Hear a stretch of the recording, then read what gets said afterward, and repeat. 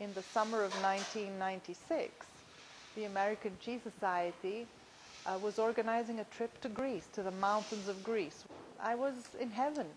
All these people were so interesting and so knowledgeable and so open. We went to see shepherds make cheese in the most primitive ways up in the hills of my country.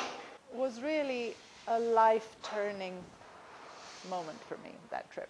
Probably the most interesting takeaway on it is how much the problems were the same. Getting cultures, getting things that had to do with the animals. How do you market when you're small and you don't have a lot of marketing dollars? And certainly it was wonderful to see a community built on cheese. One of the things that was happening at that point in time was the threat of mandatory pasteurization, perceived or actual, and the American Cheese Society was very active in trying to put forth a defense to protect the right of cheesemakers to use raw milk cheese.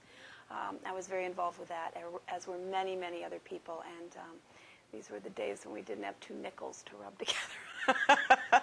But through grassroots campaigns and retailers doing promotions and pointing out to people that raw milk cheese was not a danger, and some of their European favorites were indeed made out of raw milk, and people didn't die but indeed thrived having eating these for centuries, I think that we made a bit of progress, and the movement grew, and the Cheese of Choice Coalition was formed, and Kathy Strange became chairman of that, and we just gradually gained steam, and now it almost seems to be a bit of a non-issue. I think we've turned our attention towards other things.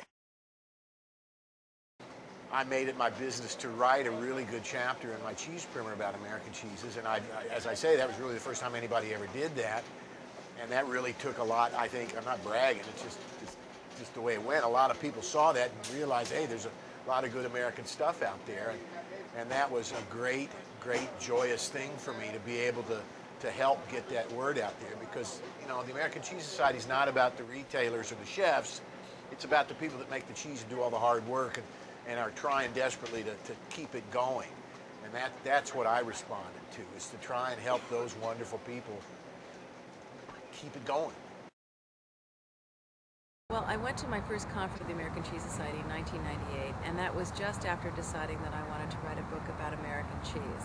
And I knew that it was the go-to place or society to learn about American cheese. Going to the conference, I was exposed to a lot of cheeses that I didn't know, about 300 of them actually.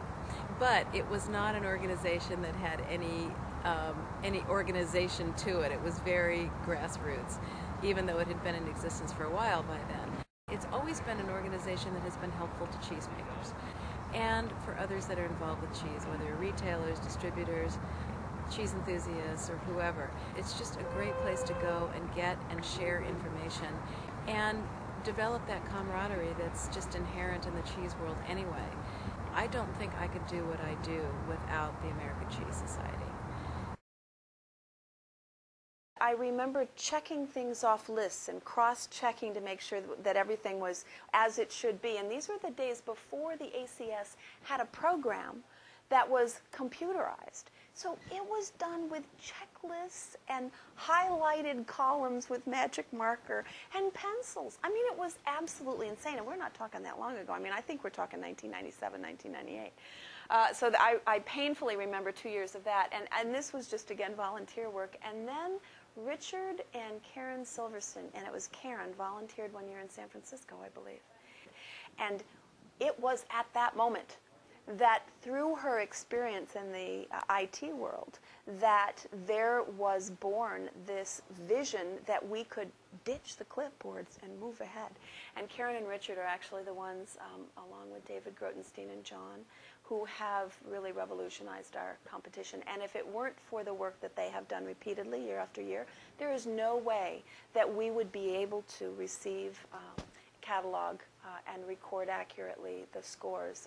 We were a very small group of people, and at the time we were all, how can I call us, pioneers in it. We felt like trappers. That's how I felt, like the trappers that slowly learn about the American continent slowly open ways for other people to follow. That's how it felt like at the time.